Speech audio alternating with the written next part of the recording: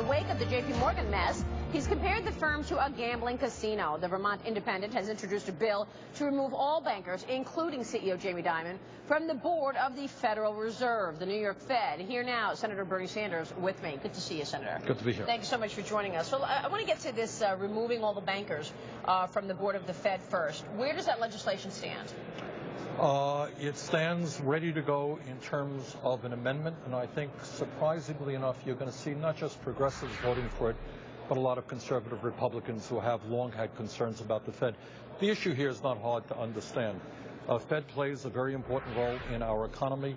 You have 6 huge financial institutions having assets equivalent to 2/3 of the GDP of the United States of America. Do you really want people like Jamie Dimon representing JPMorgan Chase sitting on the New York Fed, which is supposed to be regulating Wall Street? I think that's a very obvious and apparent conflict of interest. But what do you say to the fact that actually Congress mandated the Fed to include CEOs of large banks on its advisory board? That's exactly right. Of course it is.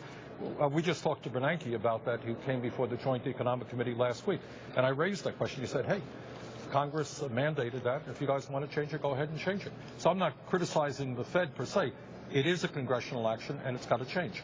The conflict of interest is wrong. I'll give you an example. During the Wall Street bailout period, the financial crisis, among others, and Jamie Dimon is not the only one, the Fed provided $390 billion in low-interest loans to JPMorgan Chase alone, right, while Jamie Dimon is sitting on the New York Fed. Well, let me give you another example, because there's all this talk and attacks of Congress that they really don't understand the complexities of what goes on Wall Street, don't really have an understanding of how some of these instruments work, and you really need bankers, or you need people who are actually doing this to actually create an education for some of these guys. That's a fair point, but I look at it differently. You're right. This stuff is enormously complicated. Frankly, very few people understand it, and that's one of the reasons that many of us have concerns. I am probably the most progressive member of the U.S. Senate, but you know what? In terms of banking, I am pretty conservative. You know what I think? I know this is a radical idea. I think that Wall Street and the financial institutions should be investing in the productive economy of America, actually making loans affordable for small and medium-sized businesses so they can grow and create jobs. And the bankers say that's exactly what they're doing. Well, you sure they're not? No, of course they're not. The reality is that what they are doing is sitting there as an island unto themselves in this incredibly complicated situation, making huge bets, which often work. Recently with JPMorgan Chase did not work. Is that really what we want our financial institutions to be? The world's largest gambling casino, or do we want them to be integrated into a productive economy, creating jobs? Well, can you really say it's a gambling casino when, in fact, over the long term, we have seen that the path to wealth creation is owning equities? Well, first of all, let's talk about, can I say it's a gambling casino? I would say that most people believe that a Wall Street, which took us on the verge of a world international financial lapse in procedures, in procedures that nobody in the world understands. There may be some people on Wall Street who understand it very good. It's enormously complicated stuff.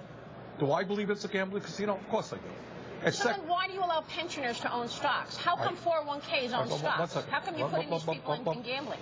I'm not putting anybody there. But that's the decisions being made by the entities themselves who think they can get a good return on their investment. But you're asking me about wealth creation. Let's talk about wealth creation. You're right. Unfortunately, though, all of the wealth is going to the people on top, not to the middle class. You recently read. How about the middle class who own their company stocks? But you're forgetting a huge... Would it be okay for me to answer your question? Please. All right. A recent Fed report came out. What did it say? Between 2007 and 2010, the median family lost 40% of their wealth. We have the top 400 individuals in this country owning more wealth than the bottom half of America. Isn't that because of housing, though? This is apples and oranges. Housing stocks. No, it's not housing. It's distribution of wealth in this country is enormously unfair. You've got the top 1% owning 40% of the wealth, the bottom 60% owning 2%. Is that wealth creation? You saw the last reports that we saw in terms of income. 93% of all new income created in 2010 between 2009 and 10 went to the top 1%. And of course, now we're talking about a time in the economy that's actually quite fragile. We saw those jobs numbers last month. They were horrible. 69,000 new jobs created. Let me ask you about this upcoming fiscal cliff, because a lot of people are talking and they're saying the Bush tax cuts must be extended and the spending programs must be extended because this is too fragile a time in the economy. You do not believe the tax cuts should be extended? Well, I do believe they should be extended for the middle class, for working families. Do I think that the richest people in this country who are doing phenomenally well at a time when we have the most unequal distribution of income and wealth in the modern history of America, and when the effective tax rate, very rich, is the lowest that it's been in decades, do I believe, as some of my Republicans do, that we should cut Medicare and Medicaid and give more tax breaks to the very rich? Of course I don't. Well, what about the idea that you're talking about fairness and taxes? I mean, what about the idea that the top 1% or 5% pay 40% of the tax? Yeah, because they earn all the money. But that's what I'm saying. They're paying the tax. Look, you cannot look at the tax system. If you're earning all the money, yeah, you're going to be expected to pay more in taxes. If my income has gone down, if the top 1% earn more than the bottom 50%, what do you expect from people who have no money and no income? You can't get blood out of a stone. Which and is by why the way, 40% of the people pay no income tax. Yeah, that's right, because they don't have any money to pay, because the middle class has collapsed and poverty has increased. And by the way, they do pay federal taxes every time they fill up a gas tank. They don't pay any income tax. And they pay FICA taxes. That's right. They may not pay any income taxes. So sometimes the right wing is not quite correct in that characterization. Bottom line is, in America today, the wealthiest people are doing phenomenally well. Middle class is sinking. Poverty is increasing.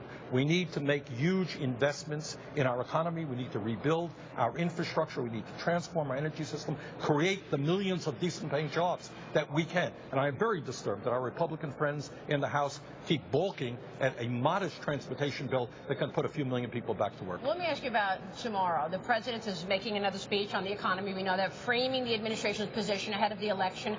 How much damage did the private sector is doing just fine gaffe cause the White House and the Democrats? I'm not a great believer in the importance of gaffes. I mean, you know, you made your share of mistakes. I've made my share of mistakes. You got to look at the record. And the record is, look, I am an independent caucusing with the Democrats. I have been very critical of the president for not being more aggressive.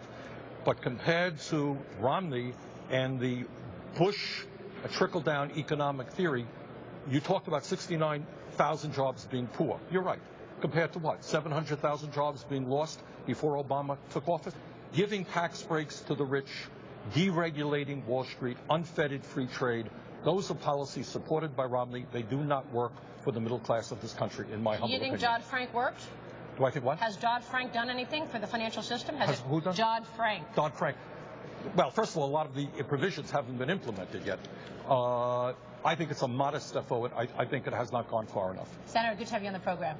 Thank you. Very good conversation. Really appreciate your insights. Up next, more fire from Capitol Hill. One of Dimon's questioners takes the closing bell hot seat. That's next. Senate Banking Committee member David Vitter on the Dimon hearing, financial regulation, and the Fed's near zero interest rate policy, which Vitter calls